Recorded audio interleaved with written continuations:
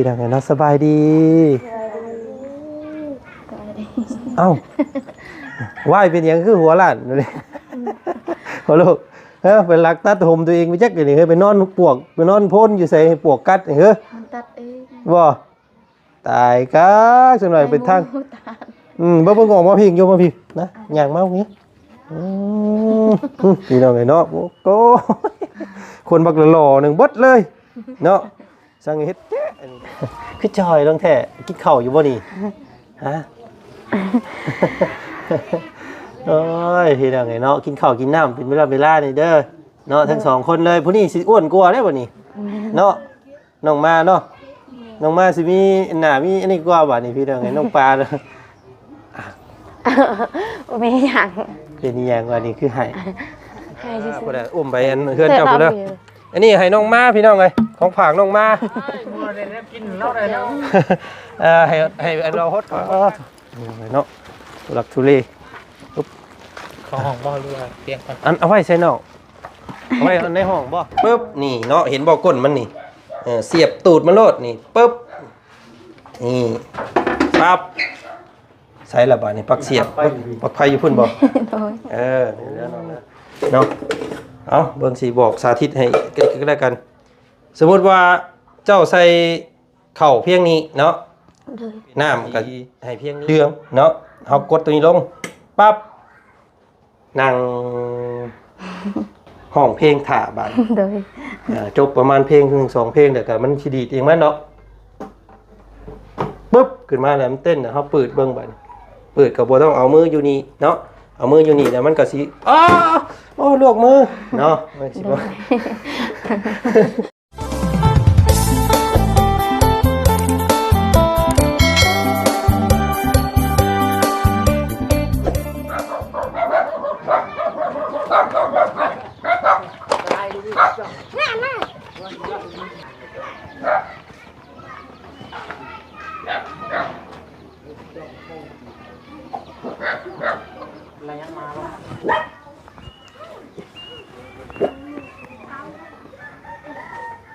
เปิดภาพมากับพบพ่อกับ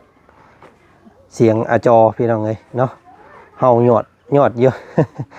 พร้อมกับสายพลโปรยปลายพี่น้องเลยมื้อนี้เนาะทางพวกเฮากำลังสิหวนคืนกลับบ้านกลับซองเนาะเบิดเวลาก่อนรอบนี้ก็ได้พี่น้องเลยโธ่เนาะเสียงซุ่มเสียงได้เติบพี่น้องเลยซื้อข้าวของมาให้น้องเพิ่นมื้อนี้เนาะย่านได้มาให้น้องเพิ่นอยู่ว่าซั่นพี่น้องเลยกั้นใจแบบเมื่อกี้นี่ เป็นข้าวแล้วก็ไข่เนาะแล้วก็ที่รถผักรถหญ้าแล้วแล้วก็ขนมแล้วก็ไข่เนาะปลาป้องพี่น้องเลยก็ต้องขอมุกขอบใจขอบคุณขอบคุณทางเอื้อยใจดีใจบุญเนาะพี่น้องเนาะเอื้อยละไมพี่น้องเลยหรือว่าพี่ละไมเนาะพี่น้องเนาะก็เพิ่นเห็นน้องปลาบ่มีข้าวว่าซั่นพี่น้องเลยข้าวขาดแรงแกงขาดหม้อคือเก่าพี่น้องเลยเนาะเพิ่นก็บ่มีผู้หาจักสิหายังว่าซั่นซะพี่น้องเลยแต่ละมื้อแต่ละวันก็เวียกงานก็บ่ค่อยมีที่นี่ก็เฮ็ดให้หมุนเข้าบ่ท่องบ่ทันเนาะพี่น้องเลยก่อนอื่นเนาะกับทักทายสบายดีพ่อแม่พี่น้องมัดสุขุสุคนเจอกันคือเก่าพี่น้องเอ้ยมื้อนี้กับบ่าวจันทร์อีกแล้วเนาะบรรยากาศตอนนี้ก็5:30พี่น้องเอ้ยเนาะแต่ว่าเบิ่งแล้วก็ยังแจ้งยังใสคือเก่าอยู่แต่ว่าฝนตกพี่น้องเอ้ยเบิดคืนเบิดมื้อเมื่อคืนนี้เนาะย่อยเสียงก็สิแหบมาอีกแล้วทางบ่าวจันทร์ก็ได้ เนาะพี่น้องเนาะก่อนสิกลับบ้านกลับซองเข้ามาหาน้องเพิ่นก่อนโอ้พี่น้องเอ้ยมาเมื่อก่อนเนี่ยก็ทางเบาเคยล่าเฮาขี่ลังขี่ไรขอโทษขออภัย เจอมากันม่วงน้องมาเพิ่นรถโอ้เพิ่นไปเที่ยวของน่ะบัดขึ้นพี่น้องเอ้ยเนาะจะเหลือง นี่แหละเพิ่นว่าแซ่บทั้งปากลำบากทั้งไทย เอาพี่น้องเอ้ยเนาะกะเว้าโนโหมนนิดนึงเอ้าเนาะกะเข้าไปทักไปทายน้องเพิ่นอีกก่อนเนาะฝนตกพี่น้องเอ้ยน้องปลาเพิ่นก็ว่าซั่นพี่น้องเอ้ยเนาะไปพี่น้องพุ่นละเข้าไปทักไปถามเบิ่งน้องอีกสักก่อนอยู่เฮือนอยู่ซ่านคือเก่าอยู่พี่น้องเอ้ยมื้อนี้ก็ได้เนาะไป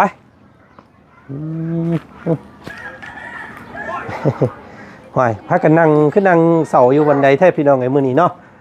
พื้นไฟยังบ่ทันใต้บ่น้องคือมืดแท้น้อนี่เนาะอืม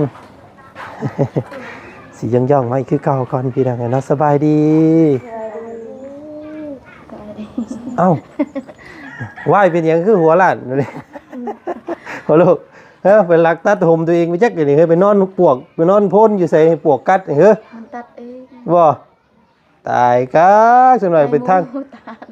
บ่งอกมาพี่โยมมาพี่นะย่างมางี้พี่น้องไอ้เนาะโอ้คนบักหล่อหนึ่งบดเลยเนาะสั่งเฮ็ดเตะอันนี้บ่เคยบ่โอ้ยเดี๋ยวจะไปจับเนาะเด็กอันนั้นบ่ไปจับอีหยังอันนี้ไก่บ่ไก่ปาดหัวตัวเองบ่นี่แหละรอบหน้าใส่สกินเฮดให้น้องเพิ่นเท่รถบ่มีเวลามื้อนี้เนาะบ่สิแปลงผมให้บ่มีเวลาเด้อแล้วบ่สิเมื่อปะก่อนแล้วมื้อหน้าก่อนแล้วบ่สิมาตัดผมให้ใหม่เด้ออย่าไปตัดเองแม่มันก็ขี้ร้ายแหละมันเบิดได้ผมรอเนาะเอ้าพวกน้องเฮ็ดหยังอยู่เด้นี่เนาะอันนึงข้าวนึงน้ำเรียบร้อยแล้วบ่กันแล้วเมื่อกี้นี่โอ้ยเนาะเสียงคอยแท้นี่เอาพี่น้องน้องปลาสูบลงเนาะน้องปลาเนาะพี่น้องเนาะเห็นบ่แจ้งอยู่บ่บางคนแจ้งอยู่บ่ฮะแจ้งขวากคือจอยลงแท้กินข้าวอยู่บ่นี่ฮะโอ้ยพี่น้องไงเนาะกินข้าวกินน้ำเป็นเวลานี่เด้อเนาะทั้งสองคนเลยผู้นี้สิอ้วนกว่าได้บ่นี่เนาะน้องมาเนาะน้องมาสิมีหน้ามีอันนี้กว่าบ่นี่พี่น้องไงน้องปลาเด้อไม่อยากเป็นอีหยังว่านี่คือให้ซื้อให้ซื่อโดยโอ้ยพี่น้องไงเนาะเอาเนาะเอามื้อนี้พี่น้องไงเนาะแต่ทางประจันได้รับเสียงจากทางพี่ละไมเพิ่นเนาะพี่เพิ่นว่าโอ้ยซื้อข้าวไปให้น้องปลาแน่ว่าซั่นพี่น้องเนาะเป็นหยังนะพี่น้องโอ้ยมันคือชมกันเบิ่งว่าเนาะคลิปกันสีแดงฮะเอ้ยคันบ่อาบน้ำนี่ก็เฮ้ยนี่น้ำก็มีเนี่ยอาบเด้อบัดนี้เด้อยินบ่เศร้าแล้วบ่ตาแล้วเบิ่งอยู่หั่นยังโปอยู่เฮ้ยพี่น้องเนาะอย่าไปเฮ็ดดื้ออีกเด้อบัดนี้เด้อเนาะ ตาจนเขียวพี่น้องเนาะก็น้องเพิ่นมีน้ำหูน้ำตาหน่อยนึงเรื่องในครอบครัวของเพิ่นพวกทางอ้ายก็สิบ่ถามเป็นหลายดอกเนาะพี่น้องเนาะคอยอดคอยออมเอากันเลยเนาะเห็นได้ซะเจ้าก็มีเฮือนเจ้าเด้ๆวันนี้ก็เฮ็ดอยู่ให้กินอยู่เฮือนเนาะมีของครบของกินก็นั่นเป็นที่ไหนอุกใจบ่มีเวียกมีงานเฮ็ดนี่บ่อยู่นี่เป็นหยังเนาะเอาน้องมา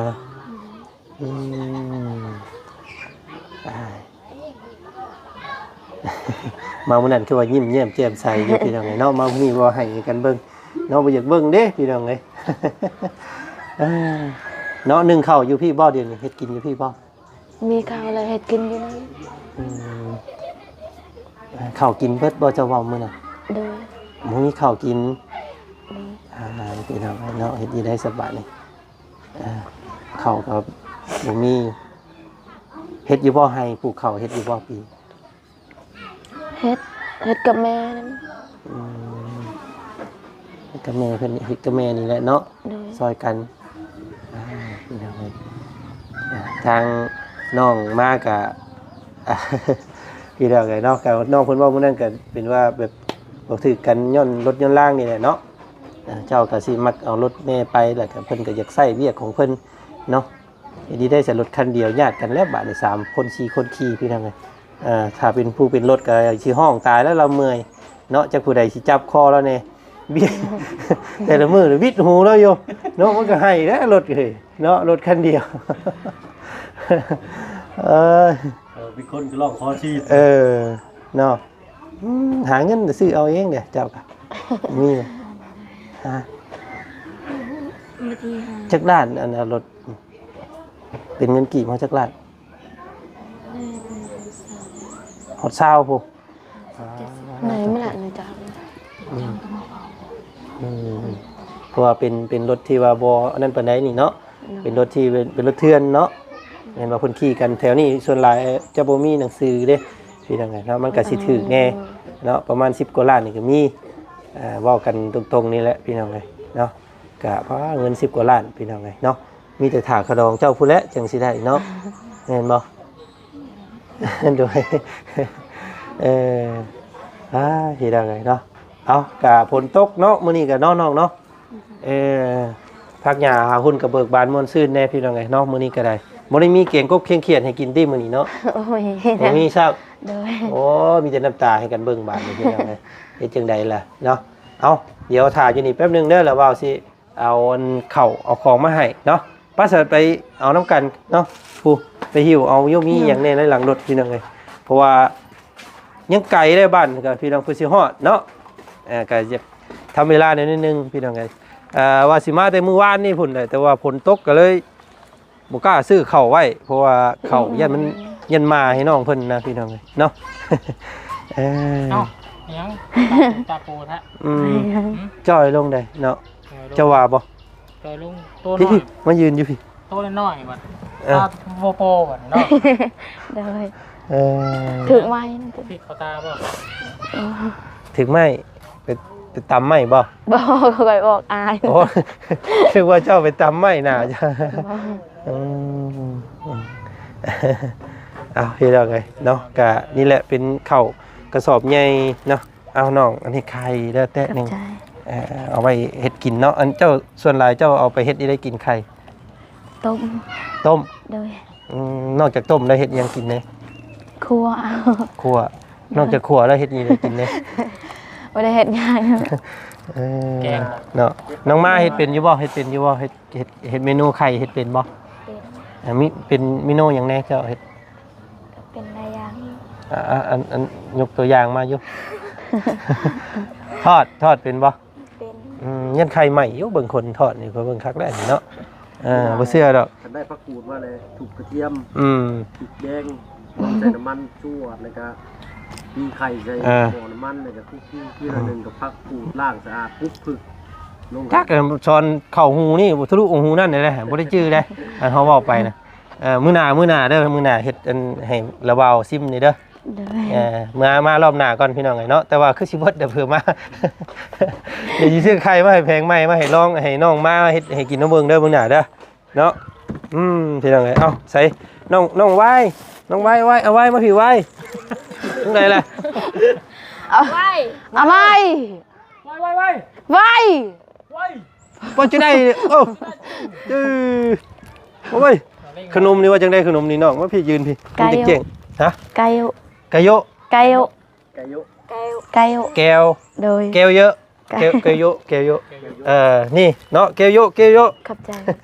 โอ้ยนอนนึกว่านี่ยังก็อัน เดินเงินบ่ มันตัดเองให้หมูตัด วันสมบูรณ์ เนาะเอาครับแต่ว่ามีน้ำมีนมได้กับอันปลาปองน้ำเด้อได้กับขนมให้เจ้า2แพ็คใหญ่ๆเด้ออุ้มได้บ่นี่อุ้มได้บ่ได้อยู่เนาะพุ่นน่ะอุ้มไปอันเฮือนเจ้าพุ่นเด้ออันนี้ให้น้องมาพี่น้องเอ้ยของฝากน้องมา บ่ได้กินเหล้าได้แล้ว ให้เราฮดพักเลยให้ฮดพักมันจะงามมาแล้วหนายังสิได้กินน้ำเด้อเนาะเอามาหามเข่าเฮาบาดนี่ของนัก เอาไผสั่น เข่าน้องปลาตุ๊บเนาะหลับทุเร ของห้องบ่หรือว่าเตียงก่อน อันเอาไว้ใส่นอกเอาไว้ในห้องบ่ โดย เอาไว้เตียงก่อนเป็นยังเสือถ่ายรูปก่อน เอาไว้นี่ก็ได้ เอาให้พี่พวกน้องเพิ่นมานั่งพี่มันจังแจ้งนั่งเลยพี่มาพี่อันตากล้องเขามาพี่ มุมนั่นหน้าข่อยแห้งเหล่อยู่สิให้มุมข่อยเหล่อยู่เนาะโอ้ยเยิ่มคุณแหละแต่ว่าแจ้งแต่ว่าแบบนี้เนาะโอ้ยนี่กล่องปลานี่เนาะอันนี้นมของน้องนั่นเพิ่นครบเนาะตามที่เอ่ยเพิ่นบอกมานี่ครบบ่พี่น้องไงเนาะคือสิครบอยู่เนาะเอ่ยแม่นบ่ ข้าวแล้วก็ ปากก็ ปลาปองเนาะขนมนมให้น้องไหว้แล้วก็ไข่เนาะมัน เฮ้ย นี่ ไก่ยุ แก้วแก้วโยะบ่ ไก่อุ แก้ว เลย แก้ว แก้ว ไก่อุ แก้วแก้วยัง ไก่อุขนมไก่ มาไว้ให้ลูกๆล่ะมาไปยืนที่กัน เอาไว้ มาถ่ายรูปกันไว้มาถ่ายรูปกันไว้ แก้ว อื ยุก ม แก้วยุกแก้วยุก เนาะเบิ่งถ่ายรูปกันหน่อยหนึงพี่น้องเนาะเห็นกันเบิดอยู่ว่านี่เนาะน้องมาน้อง นี่ อัน ฮะ นั้น น้องมานะ เอาขึ้นมานั่งเทิงพี่ก็ได้ เอ สิ อ เออ คือไหนอันนี่จะกอง นี่เนาะเอ้า1 2 3นุ่มมือนิดนึงก็ได้เนาะนุ่มมือขอบใจเพิ่นได้แล้วเนาะเอ้ายังบ่หมดเท่านี้ได้พี่น้องไงเนาะข้าวของมีอยู่มีกินแล้วก็ทางพี่เพิ่นฝากเงินเนาะฝากเป็นจำนวนเงินมาให้พี่น้องเลยเดี๋ยวนี้เรทเงินกีบเฮาตกอยู่63,000เนาะหรือว่า630,000พี่น้องเลยหรือว่า1 2 3 4 5 630,000แต่ว่าจันสิให้650,000ได้น้องเด้อ โดย เอาไว้ซื้อของอยู่ของกินซื้อปลาเด็กเพียงนัวเนาะซื้ออีกอย่างก็ได้แต่เอาไว้เป็นแห่ถุงเจ้าไว้เด้อ โดย เนาะ บ่ให้แม่พี่น้อง1 2 3 4 5 6,500,000เนาะอันนี้เป็นจำนวนเงิน 1,000 บาทจากพี่ละไมเนาะ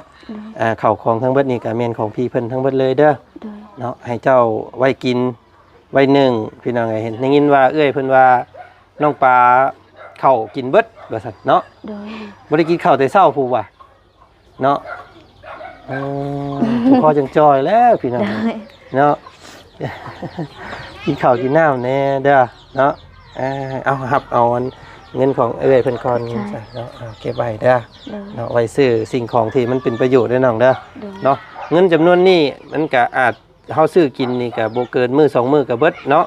แต่ว่าถ้าน้องเอาไปประยุกต์ไปซื้อสิ่งของที่มันสามารถต่อยอดได้ก็อาจสิเฮ็ดให้เจ้ามีเงินหลายกว่า1,000ได้เนาะ โดย แต่ก็จักสิไปเฮ็ดหยังเด้พี่น้อง เอาให้ซื้อข้าว ประมาณจักเดือนฮอดบ่เดือนหนึงนี่เบิด กูว่า นะ ได้2 เดือน โอ้ฮอดบ่2 เดือนเนาะ ฮอดกินกับเอาไว้ ได้เอ้าน้องมาได้เสียกันเนาะเราก็น้อยใจได้กินกับไว้2 คนว่าซั่นน้องมาแล้วบ่ได้กินบ่ซั่นเนาะ น้องมาอยากกินก็มากินเฮือนน้องนี่ก็ได้ นี่แหละพี่น้องไอ้เนาะจุดประสงค์หลักๆแล้วก็บ่อยากให้เจ้าคิดอย่างไรเด้อเนาะเพราะว่าทางผู้รับผู้ใหญ่ที่เพิ่นสดสวยเฮือนซ่านหรือว่าอำนวยความสะดวกให้เจ้านี่เป็นพื้นเป็นไฟเป็นน้ำเป็นในเนาะคืออยากให้เจ้าเป็นครอบครัวของส่วนตัวของเจ้าเนาะ โดย ก็ถ้าเฮาพ่อแม่ก็จริงอยู่พี่น้องแต่ว่าเฮาก็เบิ่งก็แย่งเพิ่นส่วนหนึงเนาะถ้าเฮาไปขอแรงของ่ายเพิ่นตลอดเพิ่นก็อาจสิบ่เป็นครอบครัวเพิ่นทางนั้นก็ได้เนาะเจ้าต้องหัดเฮ็ดอยู่เฮ็ดกินตัวเองนำเด้อ โดย เนาะ พี่น้องเอ้ยเนาะอย่างไรซะเนาะเอาวันนี้พี่เพิ่นก็มอบหมายให้ว่าจันเป็นสะพานบุญให้คือเก่าพี่น้องเอ้ยเนาะน้องมาหน้าไปเฮ็ดหยังมากคือ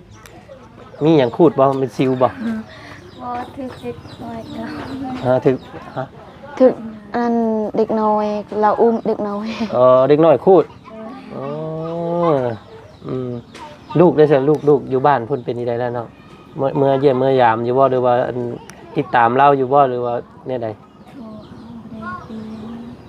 บ่ได้มาเยี่ยมจักเทื่อบ่ตั้งแต่มาบ่ได้เห็นหน้าเพิ่นจักเทื่อเลยเนาะ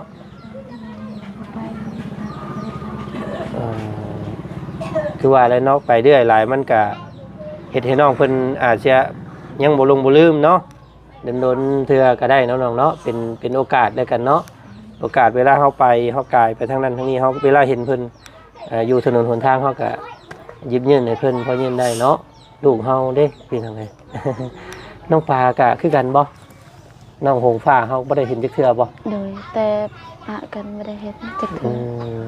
เพราะว่ามื้อนั้นก็ทางบ่จันก็เข้าไปเฮือนเพิ่นอยู่พี่น้องเห็นอยู่น้องเพิ่นก็ใหญ่แล้วเนาะ โดย นั่งนี่แล้วยังได้แล้ว ว่าจันก็เอาขนมให้เพิ่นอยู่มื้อนั้นก็ได้ พี่น้องฮักแพงกันคือเก่าเด้อเนาะลูกเต้าเฮา โดย เป็นยังไงซะพี่น้อง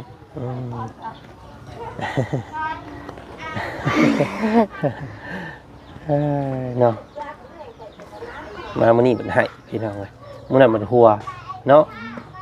มื้อนั้นยังเอาหมักกันม่วงหมักมันเบื่อกันอยู่มื้อนี้บัดให้กันเบิ่งแล้วโอ้ยจักได้บาดเด้พี่น้องเอ้ยเนาะเอามีแต่ว่านี่อะไรก็ตามเนาะพี่น้องเนาะเรื่องของครอบครัวทุกเจ้าก็คอยจากันเอาเด้อเนาะพวกอ้ายก็เป็นแค่บุคคลที่3เนาะยืนเมื่อเขามาช่วยก็หวังว่าอยากเห็นเจ้ามีชีวิตที่ดีขึ้นเนาะวันนี้ว่าบ่ได้อยากให้ทุกเจ้าแบบพิษดองปองใจกันกับครอบครัวเด้อเนาะหักแพงกันเด้เนาะเว้ย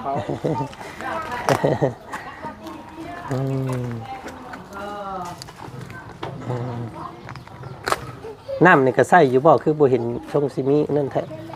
มีสายยางมาเปิดเอาติ มียืมสายยางเขา โอ้นี่เด้อพี่น้องเนาะทางตู้พ่อเพิ่นเก่งของน้ำอยู่มีอีหยังมีหมุงเก็บน้ำเก็บหยังก็เอามาป้าไว้ทั้งข้างเฮือนเจ้าพี่ก็ได้แล้วก็เป่งมาพี่เนาะอาบคือว่าแล้วอาบแล้วมันใกล้เฮือนอ้ายเราสิไหลลงไปพุ่นนี่พี่น้องเนาะเปื้อนอีกเนี่ยกำมันก็คุดคู่คลองลงไปพุ่นเนาะให้มันไหลลงไปคลองพากันตั้งไว้นี่ก็ได้พอได้ล้างตีนล้างมืออยู่นี้จั่วอยู่นี้เนาะเวลาแขกคนมาคือพวกอ้ายมานี่ก็พอได้ล้างหน้าล้างตาเนาะเขาต้อง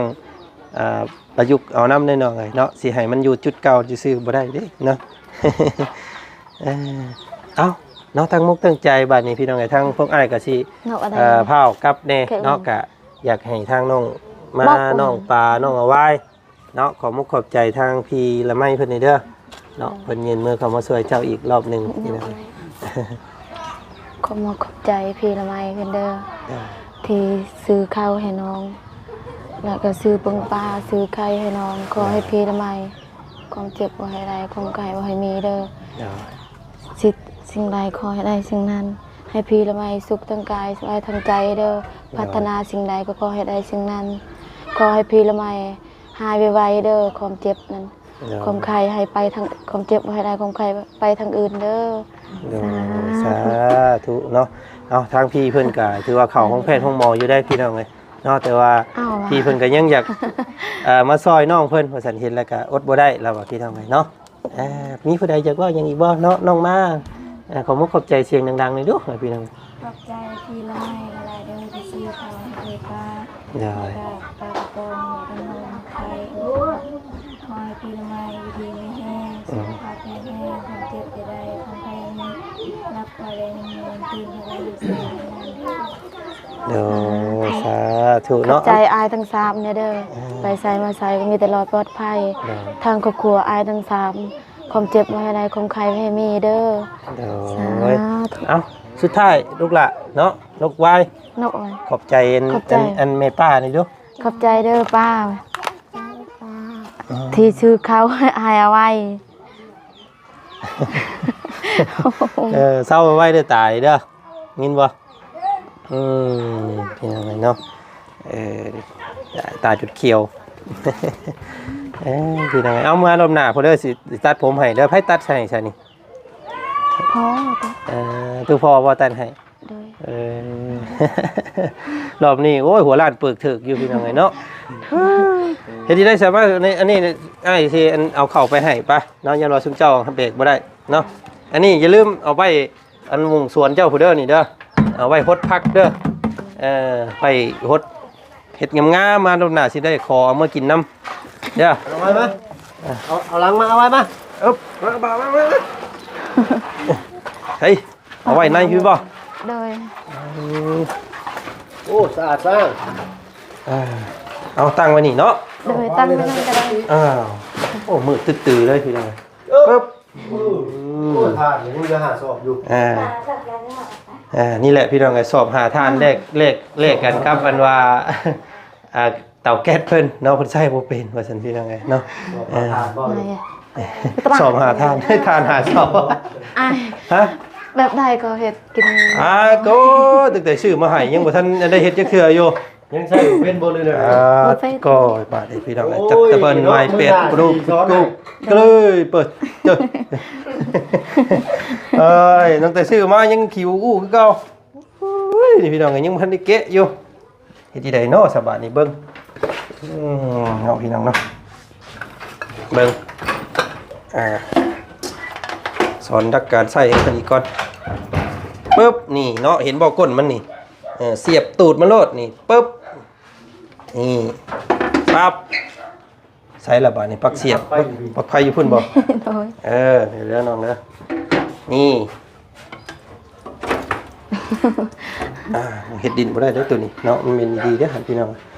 ปั๊บเข้าไปแล้วเฮากับเฮาหมุน บ่ได้ เอ้าบ่ได้เฮ็ด ปักเสียบบ่แน่นสิว่าว่าลายเวทมนต์ก็คือสิบ่คือกัน เอ้าคือสมอย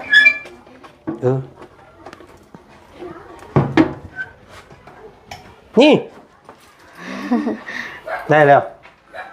นี่เนาะเจ้าเสียบปุ๊บขยับตัวนี้ให้มันสุดเนาะ โดย แล้วก็ปิดไปทั้งครัวเชียงรังป๊อกเลย เป็นสัญญาณไฟกัน แล้วก็มันก็ไส้มันลุกขึ้นมาแล้วก็ถ้ามีน้ำเจ้าก็เอาน้ำใส่เนาะจั่วสวดมันก็สิฮ้อนอีกมันดอก เสียไปผมอยู่ไม่น่าเป็นน้ำมันนะ คำว่าเสียบไว้หม้อเอาหยังใส่ไปสินั่นมันสิใหม่หม้อเนาะ โดย เราต้องเอาน้ำใส่หรือว่ามีน้ำมันบ่ทอดไข่ก็ได้อยู่นี่นะพี่น้องเอ้ยเนาะถ้าเจ้าเฮ็ดเป็นได้เด้อนี่แหละมักแห้งกับปิ้งไปสิแห้งมันก็สิพดบวโพตึ้มให้พี่น้องมันแห้งโพดเด้เนาะ หมองเข้าก็ยังบ่ทันใช้บ่ หมองเช่าก็คือกันอันนี้ปิดแล้วนี่เนาะปิดแล้วแล้วก็หลักๆนี่ก็จะสำคัญคือตัวนี้เด้อคือถอดออกตลอดบ่ให้แช่ไว้เห็นบ่น้อยเดียวนึงยังฮ้อนเลยเห็นบ่ โดย เพราะว่ามันบ่มีน้ำเด้เนาะฮ้อนบูนี่พี่น้องก็เจ้าตะกะเต้าลึอันนี้หม้อหุงข้าวก็ง่ายๆคือกันเนาะยังบ่เคยเทื่อบ่นี่ก็ บ่เคย อายคักบาดนี้พี่น้องโอ้เนาะเอาเบิ่งสิบอกสาธิตให้ก็แล้วกัน สมมุติว่าเจ้าใส่ข้าวเพียงนี้เนาะ โดย น้ำก็ให้เพียงนี้ เห็นบ่มันน้ำมันจะขึ้นกว่าข้าวหน่อยนึง โดย คือข้าวอยู่นี่น้ำอยู่นี่ข้าวอยู่นี่น้ำอยู่นี่แต่ว่าหมอฮอดพี่ดอกข้าวนะเฮาใช้ส่วนหลายนี่สิประมาณนี้ก็ได้น้ำอยู่นี่เนาะเพราะว่ามันเป็นหม้อขนาดน้อย เจ้าหนึ่งปกติครูเฮือนเจ้า3-4คนกินนี่เอาซ้ำนี่ก็ได้ตักข้าวเจ้าใส่ปุ๊บเอาน้ำใส่เพียงนี้ปั๊บ โดยเข้าใจ สดพยายามบ่ให้ตัวนี้เปียกตอนเจ้าใส่เด้อ โดย ปึ๊บลงไปสลังงับลงปั๊บเสียบไพ่บาดจึ๊บแล้วก็มันก็สิขึ้นมาเป็นสีเดืองเนาะเฮากดตัวนี้ลงปั๊บนั่งห้องเพลงถ่าบาด โดย จบประมาณเพลงถึง2เพลงเดี๋ยวก็มันสิดีดเองมันเนาะปึ๊บขึ้นมาแล้วมันเต้นเฮาเปิดเบิ่งบัดเปิดก็บ่ต้องเอามืออยู่นี่เนาะเอามืออยู่นี่แล้วมันก็สิโอ้ลวกมือเนาะมันสิบ่โอ้ยสิประมาณนั้นแหละเนาะกับมีหยังหลายชื่ออยู่บ่เว้ามานี่ จื้อ คำบ่ชื่อเข้าไปเบิ่งในช่องของเบาจันทร์เด้อพี่น้องเด้อเนาะเบิ่งหลักการสอนหน่อยนึงเนาะหันเฮียนเอาเองแน่นอนเลยเนาะเจ้าสิบ่เคยจักเทื่อเลยบ่กล้าเฮ็ดจักเทื่อเลยบ่เป็นเด้ตัวนี้ก็ได้ โดย เนาะเฮาต้องลงมือเฮ็ดนำเด้เนาะน้องป้าน้องมาเด้อเนาะเจ้าก็ใหญ่หลายเป็นสาวเลย เนาะอุ้ยฮ้อนเด้พี่น้องฮ้อนไวเด้อหม้อนี่เนาะเฮ็ดซุกี้เฮ็ดอีหยังก็แล้วแต่เนาะมีผักมีหญ้าก็หั่นลงไปแล้วก็กวบพาละง่ายไว้นี่พดพวถ้าเวลาเจ้าใส่น้ำลายแล้วมันสิปูมออกน้ำเนาะเฮาก็ต้องเปิดผ้ามันบ่ให้มันปูมเด้อโอ้สรุปแล้วบอกทุกสิ่งทุกอย่างเลยพี่น้องเอ้ยเนาะเข้าใจเนาะ เข้าใจละ โอเคมามื้อหน้าให้ใส่ให้ได้เด้อมื้อหน้าเด้อ โดย ใส่แล้วก็ถ่ายให้เอื้อยเพิ่นเบิ่งนํก็ได้เด้อ โดย โอเคเนาะโอเคเนาะ โอเค ไปสิโอเคโอ้ยเนาะฮ้อนพี่น้องเอ้ยไป ไปซะเนาะสั้นๆมื้อนี้ทางบ่จันก็มาถ่ายทอดวิชาให้พวกน้องเพิ่นนิดนึงแล้วก็สิขอตัวลาให้น้องเด้อ โดย หาอันน้ำเอาท่าบัดนี้เนาะน้ำก็อยู่ใกล้ๆเด้ออาบ สมัครน้ำลายอาบสร้างร่างกายจะเฮ็ดให้ตัวเองพร้อมจ้อยแม่เฮ้ย โดย คนกำลังย่องมื้อน่ะว่าโอ้ยน้องป่างามขึ้นเด้ว่ะแล้วน้องมาว่าซั่นเนาะมามื้อนี้เพราะว่าน้ำหูน้ำตาให้เบิ่งเนาะ โดย เอาสิบ่ถามลายเนาะมื้อป้าเด้อบัดนี้ โดย มื้อหน้าสิมาเยี่ยมใหม่อีกเด้อ โดย มื้อหน้ามาให้ใส่หม้อสุกี้ได้แล้วก็ให้ใส่หม้อหุงข้าวได้เด้อ โดย เฮ็ดกินให้อันพวกระเบาลองซิมอีกเนาะมื้อหน้าเนาะ โดย น้องมาทอดไข่น้องปลาหุงข้าวมื้อหน้าเนาะ โดย ทอดไข่รับรองใหม่แน่นอนก็เบิ่งคักแล้วนี่พี่น้องเอ้ยอ่ะ เอาไปพี่น้องลาก่อนน้องล่ะสบายดีเด้อค่อยอบค่อยอ่อนเอากันเด้อเนาะอืม เดี๋ยวมื้อหน้าสิมาใหม่เด้อ โอ้ทางคือพ่อเพิ่นเอาอันนี้ให้เราเด้อให้มันจังฮดพักมันจังบ่แห้งสีดน้ำใส่นี่เดี๋ยวก็พากันฮดเด้อโอ้โหเราเฮ็ดแล้วพี่น้องเอ้ยทั้งนั้นสีดน้ำจด โอ้ยขอโทษขออภัยพี่น้องเอ้ยเนาะเอ้ามื้อนี้ก็ทางบ่จันมาเป็นสะพานบุญให้ทางพี่ละไมเพิ่นเนาะก็บ่อยากให้น้องเพิ่นเศร้าเนาะก็เว้านัวหัวมอนให้น้องเพิ่นแน่พี่น้องเอ้ยเนาะก็ถ้าบ่ถึกอกถึกใจถ้าดินเกินไปจังใดก็กราบขอโทษขออภัยเนาะพี่น้องเนาะก็ขอบพระคุณเนาะทางพี่ละไมพี่ใจดีพี่ใจบุญหลายๆพี่น้องเอ้ยเนาะสร้างเฮือนครัวเอาน้ำเอาในให้น้องเพิ่นยังบ่พงบ่พอเนาะยังซื้อข้าวซื้อของอยู่ของกินให้ก็เพิ่นก็ฮักคือน้องคือนุ่งว่าซั่นพี่น้องเอ้ยเนาะจังใดก็อาการที่เจ็บไข้เนาะบ่สบายก็ขอให้พี่จง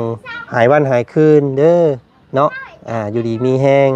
สุขภาพร่างกายแข็งแรงมันยืนเนาะเอาพี่น้องอยู่เป็นโฮมโพโฮมไส้ให้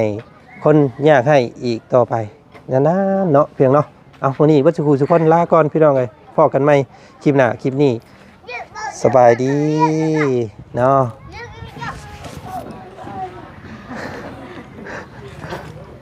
เอา